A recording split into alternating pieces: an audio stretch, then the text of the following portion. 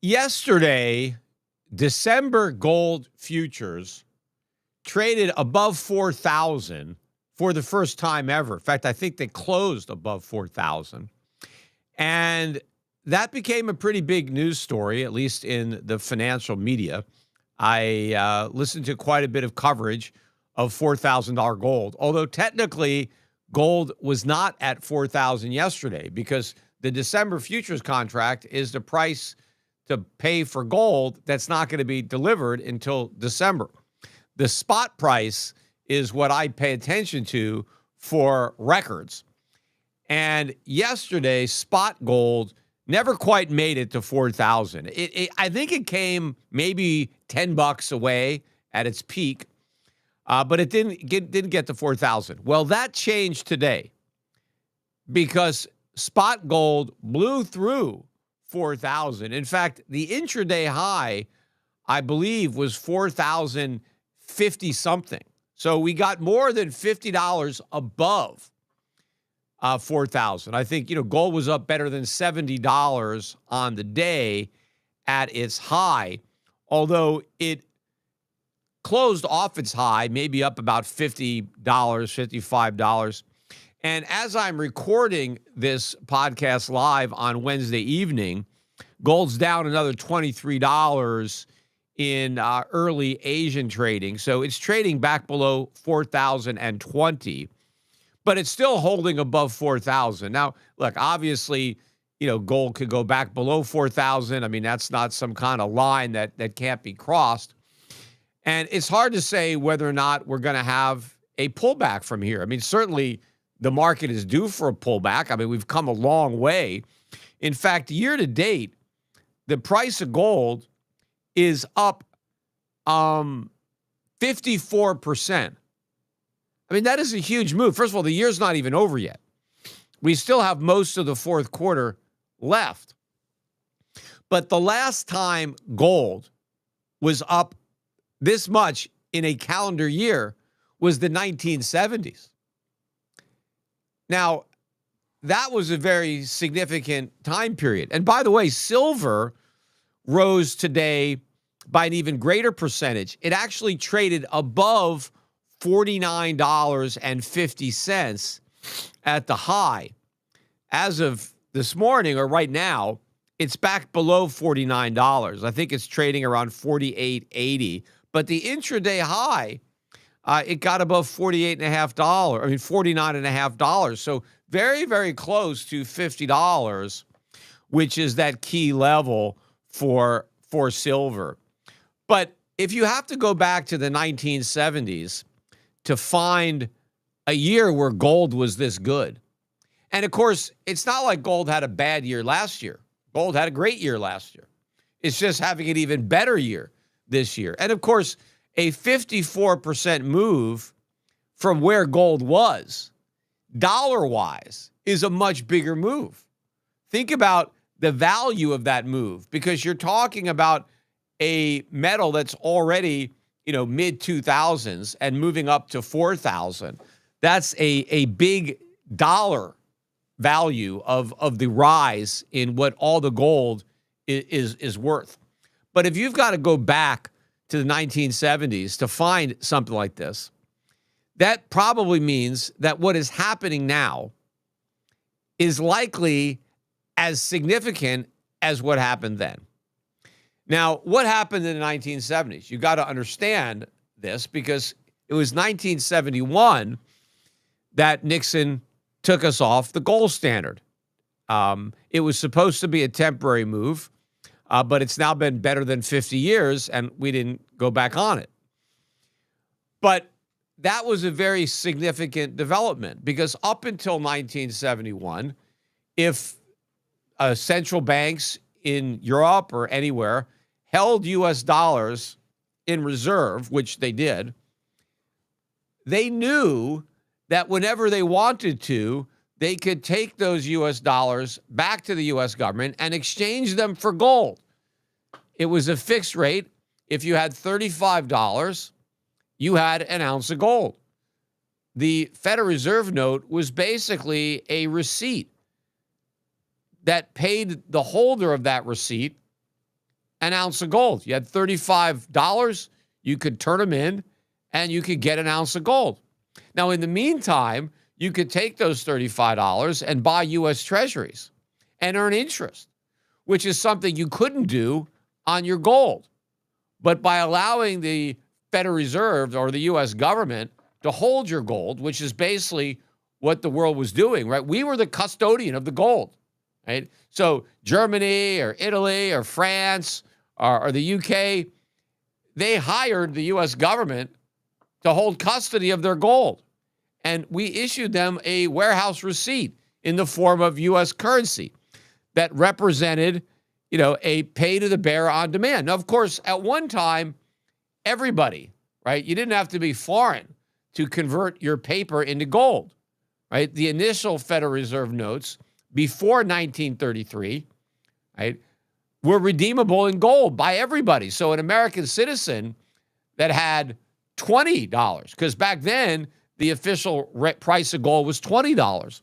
So if you had a Federal Reserve note for $20, you could take it to the Federal Reserve and they'd give you a $20 gold piece, right? It was an even exchange. So that piece of paper represented an IOU for gold. In fact, that's what gave the paper the value. It was the gold that backed it up. Now, 1933, after Roosevelt, told everybody that to turn in their gold and made it illegal for Americans to own gold, Americans couldn't convert their notes into gold. But foreigners could. Right? It was only American citizens that couldn't get the gold. But if you were a foreign holder, you could still get gold. Now, Roosevelt devalued, so now you needed $35 to get an ounce of gold, not $20. But if you were outside the United States, if you were a foreign central bank and you held U.S. dollars, you were still able to redeem them. In fact, the pieces of paper weren't dollars. The gold was the dollar. The dollar was defined as a weight of gold. The Federal Reserve note, which was the piece of paper, is an IOU for dollars. The dollars were gold. Now, they were also silver. And in fact, while it was illegal for Americans to own gold, it wasn't illegal to own silver. And so they had silver certificates. The Federal Reserve issued currency backed by silver, and you were able to get silver up until, we took the silver away in 1963, 1964, and then we took all the silver out of our coins. But you were able to get silver because, you could take a dollar bill and get 4 quarters. And those 4 quarters were silver, right? So you were able to exchange your paper dollars for silver just by going to a bank and getting change, right? And you can get real money. You can get real dollars. You could get silver dollars, right? The Federal Reserve note was an IOU. In fact, if you read what it says on the Federal Reserve note, it doesn't say it's $1 or $5 or $10. It says pay to the bearer on demand, $10. The $10 is a weight of gold or silver. And so it's an IOU. So, but up until 1971, these foreign central banks who were holding U.S. dollars were really holding gold.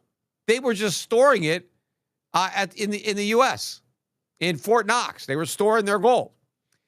And we gave them this IOU. But what they were able to do with that IOU was purchase U.S. Treasuries. So now they can earn interest on their gold because their goal was, they still owned the gold. They could get it whenever they wanted. But in the meantime, they were able to earn interest. Now, when we went off the gold standard, that was a major disruption of the world monetary order. And it led to a major devaluation of the U.S. dollar, not only relative to other currencies like the Deutschmark or the Swiss franc or the Japanese yen or the pound sterling, but against gold. Because prior to 1971, if you held dollars, you held a currency backed by gold.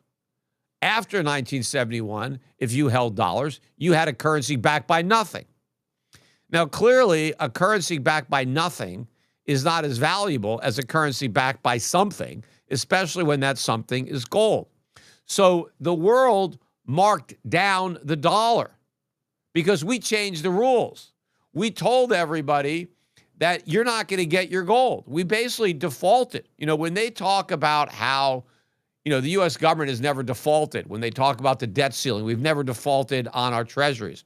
We defaulted on Federal Reserve notes. The reason that a Federal Reserve note is called a note is because it is a promise to pay, right? What does the Federal Reserve promise to pay? If you own one of their notes, what are they promising to pay you? Well, initially, they promised to pay you gold, right? They promised to pay you real money, lawful dollars. That's what the promise was. But now the Federal Reserve notes are notes for nothing. It's an IOU nothing. It just says this note. It doesn't say what it's redeemable in. So we defaulted on those notes. The world held our notes because we promised to pay gold. And then we told the world, we're paying nothing. I mean, we didn't even say, we'll give you, 50 cents on the dollar, 25 cents on the dollar. We told the world, we're giving you nothing, right? We're not giving you any gold for these notes. It was 100% default. Now, of course, we said, you're free to hold on to those dollars. They're just not backed by gold anymore, right? And so the world held those dollars, but at a much lower rate. And that's why prices went up so much. I mean, the reason that oil went from $3 a barrel to like $35 a barrel, right? More than a tenfold increase. And, we like to blame that on the Arabs, right? Oh, those Arabs, they jacked up oil prices. We had this oil shock. It wasn't the Arabs. It was us. It was America. We tried to screw OPEC over because when oil was $3 a barrel, we paid them $3 backed by gold. So they were getting gold for their oil. Well, after we defaulted, we were paying paper. And so OPEC said, well, if you're going to pay us paper, well, we're not going to sell you oil for $3 anymore when we can't get any gold. And so the price went up because we paid them in paper instead of gold. If you look at what happened to oil prices in terms of gold, the real price of oil went down. It's just that because we tried to screw OPEC over by giving them pieces of paper instead of real money. And they said, okay, if you're going to give us paper, we'll take it, but we need $30, not $3, right, to make up for it. And that's what happened, right? All these prices went up.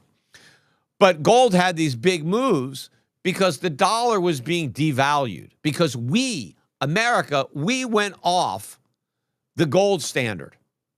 Now, the world continued with the dollar standard, meaning that the U.S. dollar continued to be the primary reserve currency around the world and the main currency used in international trade, despite the fact that it was no longer backed by gold. So the world didn't go off the dollar standard, but it devalued the dollar because it was no longer as good as gold.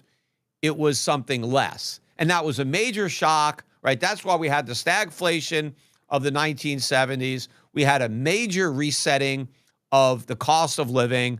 The result of that, women in the 1980s and 90s who never had to work had to go into the workforce because their husbands could no longer support them because they were no longer earning dollars that were backed by gold.